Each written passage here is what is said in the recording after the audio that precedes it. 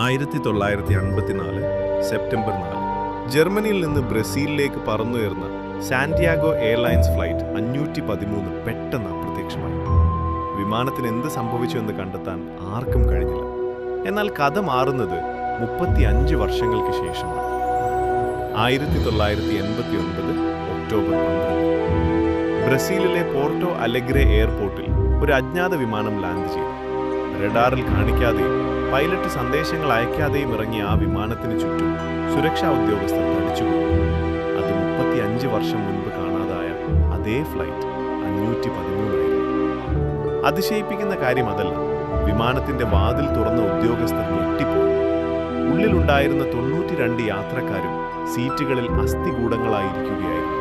അതിലുമേറെ ഭയാനകമായ കാര്യം, കോക്പിറ്റിൽ pilot Victor സെലാസോയുടെ അസ്ഥികൂടം അപ്പോഴും വിമാനത്തിന്റെ കൺട്രോളുകൾ. മരിച്ചുപോയ ഒരു പൈലറ്റിന് എങ്ങനെ വിമാനം ലാൻഡ് ചെയ്യാൻ കഴിയും?